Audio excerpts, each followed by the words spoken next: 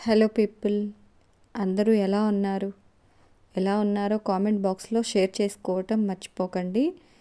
And చిన్న subscribe, like చేయడం కూడా మర్చిపోకండి.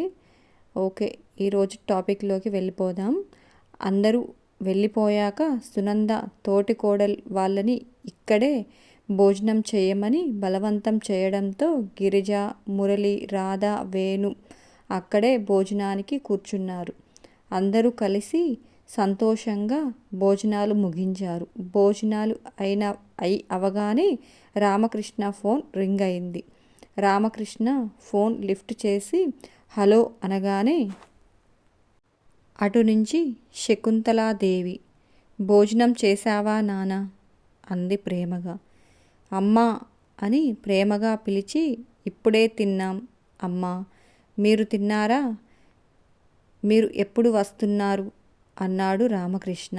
అది చెప్పటానికే ఫోన్ చేశాను. నా కన్నా ఎలా ఉన్నాడు అంది శకుంతల. ఫోన్లో పెళ్లి సంగతి చెప్తే ఏమంటుందో అని భయపడి రామకృష్ణ అమ్మకు ఇంతవరకు ఏం చెప్పలేదు. అమ్మ శివ గురించి అడగగానే రామకృష్ణ తల తిప్పి చూశాడు. భోజనాలు అవగానే హాల్లో కూర్చొని అంతాక్షరి ఆడుతున్నారు. ఆడుతూ పాడుతూ ఉన్న పిల్లల్ని చూశాక వాళ్ళ సంతోషాన్ని పాడు చేయాలని అనిపించలేదు. బాగున్నాడు అమ్మా అన్నాడు రామకృష్ణ. రేవతి వాళ్ళు పర్మనెంట్గా హైదరాబాద్ వచ్చేస్తున్నారు నానా. అల్లుడు గారు అక్కడ ఏదో బిజినెస్ మొదలు పెడతారంట. అన్ని ఏర్పాట్లు పూర్తి అవుతున్నాయి. రేవతి హైదరాబాదులో ఉంటే మనకి కూడా మంచిదేగా. వీలున్నప్పుడల్లా రావచ్చు. అసలే దానికి ఆరోగ్యం అంతంత మాత్రంగానే ఉంది. ఎక్కడో దూరంగా ఉండే కన్నా దగ్గరలో ఉంటే మంచిదే అని నాకు అనిపించింది అంది శకుంతల. అవునమ్మా, బావగారు మంచి నిర్ణయం తీసుకున్నారు. ఇక్కడ ఉంటే మనకి కూడా రేవతి గురించి టెన్షన్ లేకుండా ఉంటుంది అన్నాడు రామకృష్ణ. హా నానా, అందుకే అందరం రేపు బయలుదేరి హైదరాబాద్ వస్తున్నాము అంది శకుంతలాదేవి. అల్లుడు గారి తమ్ముడు అక్కడ అన్ని ఏర్పాట్లు చేశాడు. నేను ఒకరోజు ఉండి మన ఇంటికి వచ్చేస్తాను. గన్నవరం వరకు ఫ్లైట్లో వస్తాను. అక్కడికి కన్నాని పంపించు. నా బంగారాన్ని చూడడానికి కళ్ళు తప్పించిపోతున్నాయి అంది శకుంతల. అలాగే అమ్మా అన్నాడు రామకృష్ణ.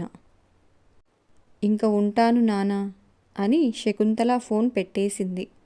రామకృష్ణ ఫోన్ మాట్లాడడం విన్న సునందకి అత్తగారు వస్తున్నారని తెలిసి గుండెల్లో రైళ్లు పరిగెత్తడం మొదలుపెట్టాయి. తను శక్తి వైపు చూసి ఎంత సంతోషంగా పాటలు పాడుతుందో శివ పక్కన కూర్చొని. రేపటి నుంచి ఈ సంతోషాలు అన్నీ మాయమైపోతాయి. ఆ మొహంలో నుంచి నవ్వు అనే మాటే తీసివేయబడుతుంది అనుకోగానే సునంద మనసు బాధతో విలవిలలాడింది. అమ్మ వస్తున్న సంగతి రామకృష్ణ తమ్ముడికి చెప్పాడు. తమ్ముడికి పొలం దగ్గర గొడవ గుర్తుకు వచ్చి అమ్మ వస్తే ఏమంటుందో అనే భయం పట్టుకుంది. పిల్లలు అందరూ హాల్లోనే పక్కలు వేసుకొని కబుర్లు చెప్పుకుంటూ అక్కడే నిద్రపోయారు. సునందకు మాత్రం నిద్ర పట్టడం లేదు. ఇంకో 10 రోజుల టైం ఉంటే శక్తికి చిన్న చిన్న పనులు అన్నా నేర్పుకునే టైం ఉండేది. అత్తయ్య గారేమో ఎల్లుండి కల్లా ఇంట్లో ఉంటారు. ఇప్పుడు ఏం చెయ్యాలి అని తనలో తనే మదన పడుతుంది. ఉదయం లేవగానే పద్మ టిఫిన్ చేసి అందరికీ బాయ్ చెప్పి బయలుదేరింది. సునంద శక్తిని పిలిచి నాని వస్తున్న సంగతి చెప్పి తన ముందు చుడీదార్లు, లంగా ఓణీలు తప్ప వేరే ఏ డ్రెస్సులు వేసుకోవద్దని చెప్పింది. తనకు ఎదురు చెప్పకు. అంతగా నీకు ఏమన్నా చెప్పాలి అని ఉంటే తర్వాత నాతో చెప్పు అని కోడలికి నాని దగ్గర ఎలా ఉండాలో చెప్పింది సునంద. శివకి కూడా కొంచెం టెన్షన్గానే ఉంది. కానీ పైకి కనిపించనివ్వకుండా కవర్ చేస్తున్నాడు. అమ్మ వస్తే ఎటు గొడవ జరుగుతుంది అని తెలిసిన రామకృష్ణ శివ అని పిలిచాడు. హా డాడీ అన్నాడు శివ. పిన్ని శక్తిని తీసుకురమ్మందిగా, ఒక్కసారి తీసుకువెళ్ళు. రేపు మీ నాని వస్తే పద్మ దగ్గరకు వెళ్తే గొడవ చేస్తుంది. వెళ్ళకపోతే మీ బాబాయ్ బాధపడతాడు అన్నాడు. సరే మరి, రేపు నాని కోసం గన్నవరం వెళ్ళాలిగా డాడీ అన్నాడు శివ. అమ్మని నేను తీసుకువస్తానులే, నువ్వు శక్తిని తీసుకువెళ్ళు అన్నాడు రామకృష్ణ. సరే అన్నాడు శివ. శివ శక్తిని పిన్ని వాళ్ళింటికి వెళ్ళడానికి రెడీ అవ్వమని చెప్పాడు. అది విన్న వరుణ్, ప్రియ కూడా మేము వస్తాము అని గొడవ మొదలుపెట్టారు. మీరు ఎందుకురా, అందరూ వెళ్తే ఇక్కడ నేనొక్కదాన్నే ఎలా ఉంటాను అంది సునంద. మీరు తర్వాత వెళ్దుర్లే, వాళ్ళని వెళ్ళనివ్వండి అని సునంద గట్టిగా అరిచేసరికి ఇద్దరూ సైలెంట్గా కూర్చున్నారు. శక్తి రెడీ అయి బయటకు వచ్చింది. శివ, శక్తి సునందకి బాయ్ చెప్పి బయటకు వచ్చారు. శివ బైక్ స్టార్ట్ చేశాడు. ఆ అమ్మాయి వాళ్ళ ఊరి వైపు నుంచి వెళ్ళకు శివ, వేరే వైపు వెళ్ళు. వాళ్ళు నిశ్చితార్థం ఆగిపోయి ఇలా జరిగిందని చాలా బాధలో ఉన్నారు. ఇప్పుడు మీరు వాళ్ళ కళ్ళ ముందే తిరిగితే వాళ్ళ గాయాన్ని మళ్ళీ రేపినట్లవుతుంది అన్నారు రామకృష్ణ. ఆ మాటలకి శివ సరే డాడీ అంటూ అటు నుంచి వెళ్ళము అన్నాడు. శక్తి బైక్ ఎక్కగానే శివ బయలుదేరాడు. శక్తి ఎప్పటిలాగే శివకి దూరంగా కూర్చొని వెనక రాడ్ని పట్టుకుంది. కానీ శివ మీద చెయ్యి కూడా వెయ్యలేదు. ఊరు దాటి కొంచెం దూరం వెళ్ళాక శివ శక్తి చెయ్యి తన మీద వేసుకొని, మర్చిపోయినట్లున్నావు నువ్వు. ఇప్పుడు నేను నీ మొగుడ్ని, ఏదో పరాయి వాళ్ళ బైక్ ఎక్కినట్లు కిలోమీటర్ దూరంలో కూర్చున్నావు అన్నాడు. ఆ మాటకి శక్తి నవ్వుతూ, నేనేం మర్చిపోలేదు, మీరు నా పతిదేవుడు అని నాకు బాగా గుర్తుంది అంది శక్తి. ఎంత మొగుడు అయితే మాత్రం అందరూ చూస్తూ ఉండగా రోడ్డు మీద కరుచుకొని కూర్చోవాల్సిన అవసరం లేదు. ప్రేమని, హక్కుని చూపించడానికి చాలా మార్గాలు ఉన్నాయి. అందుకోసం నలుగురిలో చులకన అవ్వాల్సిన పని లేదు అంది శక్తి. శక్తి ఆ మాటలకి శివ నవ్వుతూ, దేవుడా, ఇందుకు కదూ ఈ శివాంగికి పడిపోయింది అన్నాడు. ఆ మాటలకి శక్తి నవ్వుకుంది. అరగంటలో శివ వాళ్ళు పిన్నిగారి ఇంటికి వెళ్ళారు. చిన్న అత్తగారు ఇల్లు చూసి శక్తి నోరు తెరిచింది. బయట నుంచి చాలా అందంగా ఉంది. ప్రశాంతమైన వాతావరణం, ఇంటి చుట్టూ చాలా ఖాళీ స్థలం ఉంది. చుట్టూ రకరకాల పూల చెట్లు, పండ్ల చెట్లు ఉన్నాయి. ఇంటి పక్కన 2 కార్లు పార్కు చేసి ఉన్నాయి. లోపలికి వెళ్తూ పక్కన ఇల్లు చూపించి, ఇదే మన ఫిజిక్స్ సార్ వాళ్ళ ఇల్లు అని చెప్పాడు శివ. శక్తి అటువైపు చూసి, ఓహో అవునా అంది. హాల్లో కూర్చొని ఫోన్ మాట్లాడుతున్న ప్రభాకర్ పిల్లల్ని చూడగానే మళ్ళీ చేస్తాను అని ఫోన్ పెట్టేసి, వాళ్ళని లోపలికి రావద్దని అక్కడే ఉండమని గుమ్మం దగ్గర నిలబెట్టేసి, పద్మ, పిల్లలు వచ్చారు అని కేక వేశాడు. వచ్చేశారా, లోపలికి రానివ్వకండి, అక్కడే ఉండమని చెప్పండి అని హారతి పళ్ళెం తీసుకువచ్చింది. శివాకి, శక్తికి హారతి ఇచ్చి బొట్టు పెట్టి లోపలికి వెళ్ళమంది. పద్మ, ప్రభాకర్ నవ్వుతూ, రామ్మా కూర్చో అని సోఫా చూపించాడు. అదేంటి, దాన్ని ఒక్కదాన్నే స్పెషల్గా ప్రేమగా రామ్మా కూర్చో అంటున్నావు, నేను వద్దా అన్నాడు శివ. నీ ఇంట్లో నిన్ను కూర్చోమనేదెవరు అన్నాడు ప్రభాకర్ భుజం మీద చెయ్యి వేస్తూ. అంతేలే, నా ఇంట్లో నన్ను కూర్చోమనేది ఏంటి అంటూ సోఫాలో వెళ్ళి పడుకున్నాడు శివ. పద్మ లోపలికి వచ్చి శక్తిని ఇల్లు చూపించడానికి తీసుకువెళ్ళింది. ప్రభాకర్ నవ్వుతూ, రేపు మీ నాని వస్తుందంటగా, నాన్న చెప్పారు అన్నారు. హా బాబాయ్ అన్నాడు శివ.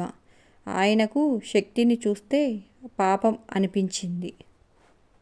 శివ, నీకు మీ నాని అంటే ఎంత ఇష్టం అని నాకు తెలుసు. నువ్వు నాని మీద ఉన్న గౌరవంతో శక్తిని ఎప్పుడు బాధ పెట్టకు. నిన్ను నమ్మి నీతో వచ్చింది ఆ బంగారు తల్లి. కళ్ళల్లో నీళ్లు రానివ్వకు అన్నాడు ప్రభాకర్. లేదు బాబాయ్, నేను ఎట్టి పరిస్థితుల్లోనూ శక్తిని బాధ పెట్టను, ఎవరినీ బాధ పెట్టనివ్వను అన్నాడు శివ.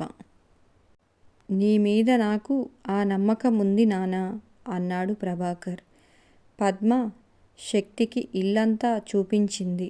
అత్తయ్య, మీ ఇల్లు చాలా బాగుంది అంది శక్తి. ఆ మాటలకు పద్మ నవ్వి, మీ ఇల్లు కాదు బంగారం, మన ఇల్లు అనాలి. ఇది కూడా శివ ఇల్లే అంటే నీ ఇల్లే అంది పద్మ. ఆ మాటలకు శక్తి చిన్నగా నవ్వింది. పిల్లలు వస్తున్నారని తెలియగానే శివకి ఇష్టమైన వంటలు అన్నీ చేయించింది పద్మ. నీకు ఏం ఇష్టమో నాకు తెలియదు శక్తి, అందుకే వచ్చాక చేపిద్దాం అని ఆగాను అంది. నేను ఏదైనా తింటాను అత్తయ్య, నాకు స్పెషల్గా ఏం వద్దు అంది శక్తి. మళ్ళీ తనే అనుమానంగా పద్మ వైపు చూసి, అత్తయ్య, మీకు అన్నిటికీ పని మనుషులు ఉన్నారు, వంట చేయడానికి కూడా వంట మనిషి ఉంది, మరి అత్తయ్య అన్నీ తనే చేస్తారు, పై పనులు చేసి వెళ్తుంది అంతే. అలా ఎందుకు అంది శక్తి. అదంతా దాని తలరాత. ఇంకా ఇప్పుడు నయం, శివ పెద్దవాడయ్యాక గోల చేసి వాటికి అన్న పని మనిషిని పెట్టించాడు. అంతకుముందు అయితే ఇంకా ఘోరం. లేచినా లేవకపోయినా ఇంటిడి చాకిరీ ఇదే చేసేది. ఆ ఇంటి చుట్టూ ఊడవలేక ఒక్కొక్కసారి ఏడ్చేది కూడా. మీ చిన్నత్త పని దాటెయ్యడానికి ఏదో ఒక నొప్పి చెప్పి పడుకునేది. మీ అత్త ఒక పిచ్చి మొహంది. అబద్ధం చెప్పి పని ఎగ్గొట్టడం ఇష్టం లేక మొత్తం పని తనే చేసేది. ఈ నాటకాలు అన్నీ చూసి శివనే గొడవ చేసి పనమ్మాయిని పెట్టమంటే శివమాట కాదనలేక చివరికి పనమ్మాయిని పెట్టడానికి ఒప్పుకుంది. అది మళ్ళీ వంట మీ అత్తగారే చెయ్యాలి అనే కండిషన్ పెట్టి ఒప్పుకుంది. ఆవిడి గారికి మీ అత్తగారు చేతి వంట తినకపోతే అరగదు అంటలే అంది కోపంగా. కక్కేశావా కడుపులో అంతా, ఇంకా ఏమన్నా బ్యాలెన్స్ ఉందా అన్నాడు శివ వస్తూనే బెడ్ మీద అడ్డంగా పడి. హా, నేనేం మీ ఆవిడికి మీ నాని మీద ఉన్నవి లేనివి ఏం చెప్పలేదులే, అన్నీ నిజాలే చెప్పాను. ఆవిడగారు మా అక్కని ఎంతలా కాల్చుకొని తిందో గుర్తుకు వస్తే నా రక్తం మరిగిపోయింది తెలుసా అంది పద్మ శివ వైపు కోపంగా చూసి. వదిలేయమా, ఏదో పెద్దావిడ, వెనకటి చాదస్తం అలాగే ఉంటారు మరి అన్నాడు శివ నానిని వెనకేసుకొస్తూ. ఎవరు బాబు వెనకటోళ్ళు, ఆవిడ ఫ్యాషన్ ముందు మేం కాదు కదా, మీ ఆవిడ కూడా పనికిరాదు.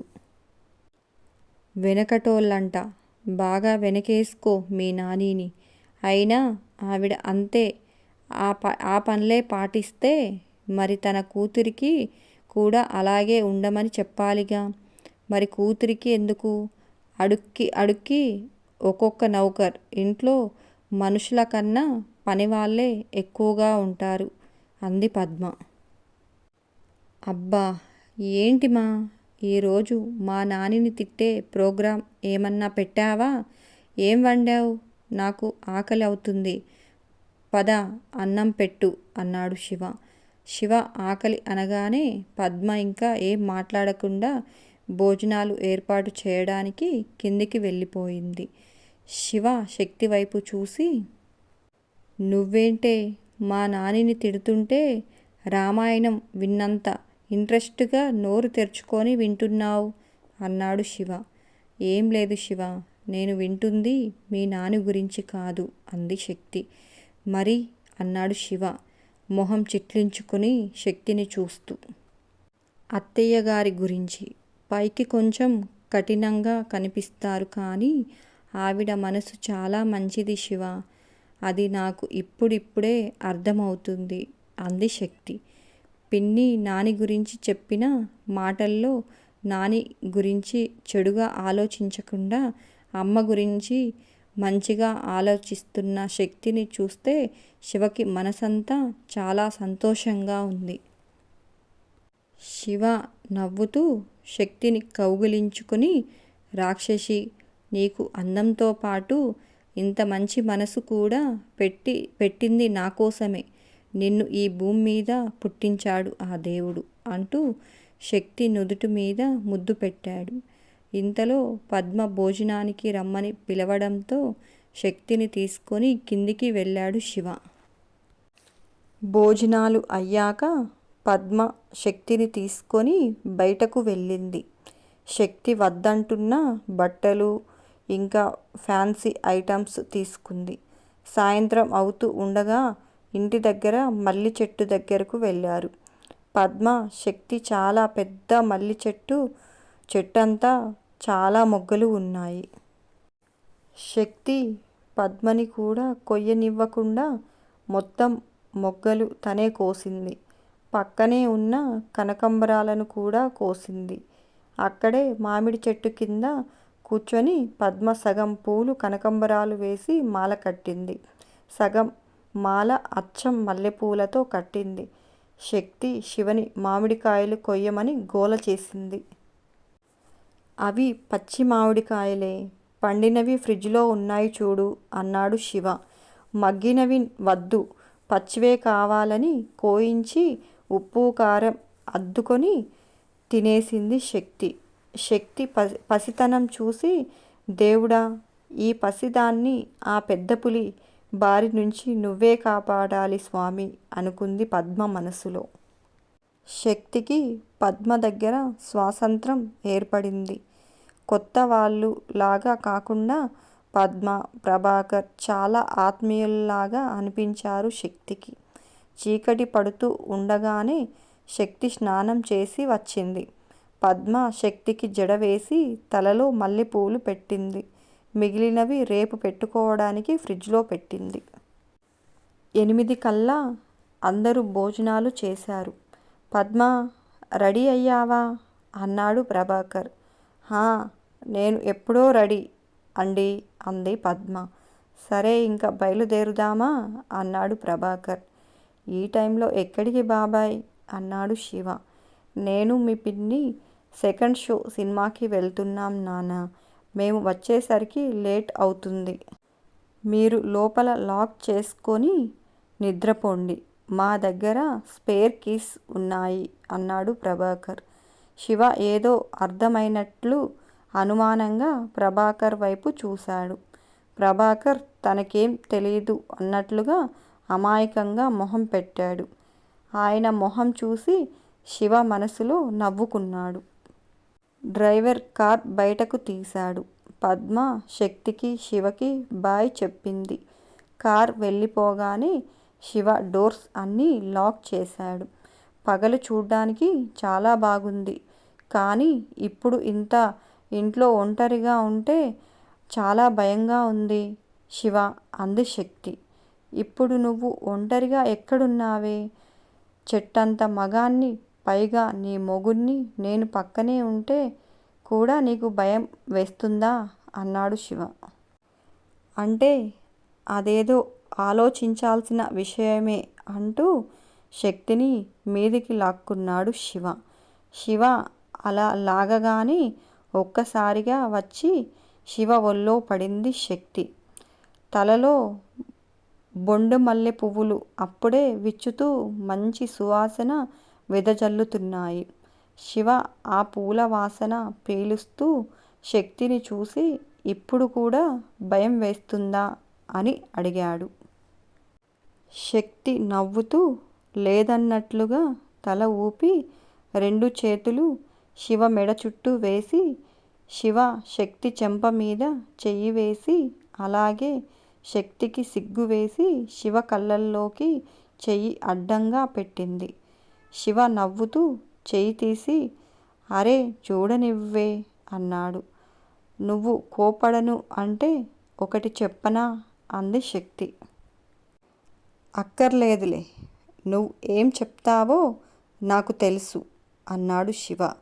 మరి వెళ్ళి పడుకుందాం పద అంది శక్తి. అసలు నీ ఒంట్లో జాలి అన్న పదం పెట్టాడా మర్చిపోయాడా ఆ దేవుడు?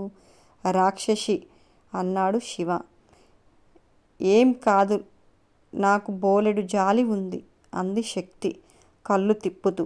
అవునా, జాలి ఎక్కువైనా నన్ను ఇలా ఏడిపిస్తున్నావు అన్నాడు శివ. లేదు శివ, మామయ్య గారికి మాట ఇచ్చాం కదా అందుకే అంది శక్తి. శక్తి మాట ఇచ్చింది తొందరపడకుండా ఉంటాం అని మాత్రమే. చిన్న చిన్న సరదాలు కూడా లేకుండా ఎడమొహం పెడమొహంలా ఉంటామని కాదు అన్నాడు శివ.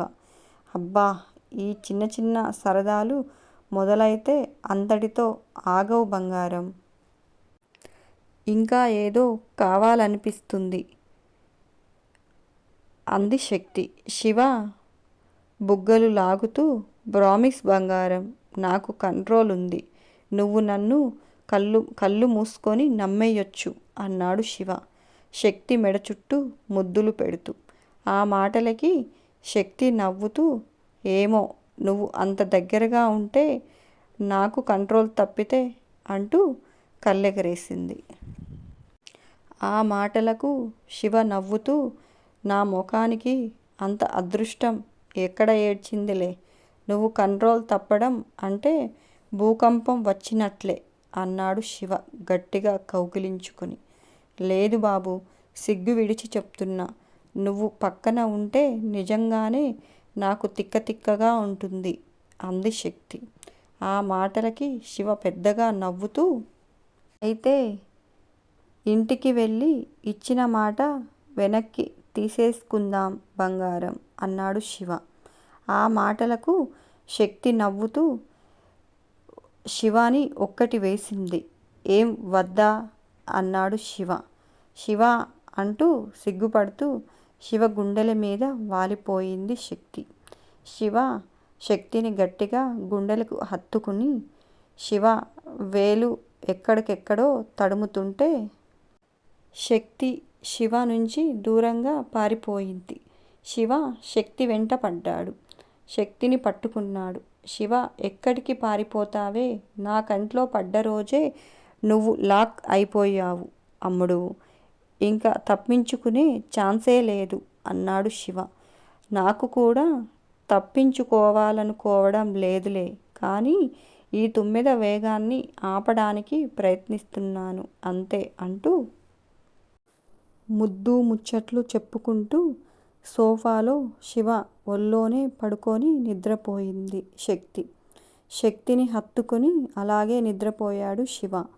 సినిమా నుంచి వచ్చిన పద్మ ప్రభాకర్ కీస్ తీసుకొని ఇంట్లోకి వచ్చి ఎదురుగా సోఫాలో నిద్రపోతున్న శక్తిని చూసి నవ్వుకుని నిద్రలో కూడా ఎంత ముద్దుగా ఉన్నారో చూడండి అంది పద్మ. అవును పద్మ అన్నాడు ప్రభాకర్. ఇద్దరికీ ఇంకా పసితనం పోలేదు అన్నాడు ప్రభాకర్. ఆ మహాతల్లి రేపటి నుంచి శక్తిని ఎలా కాల్చుకు తింటుందో ఊహించుకుంటేనే భయంగా ఉందండి అంది పద్మ.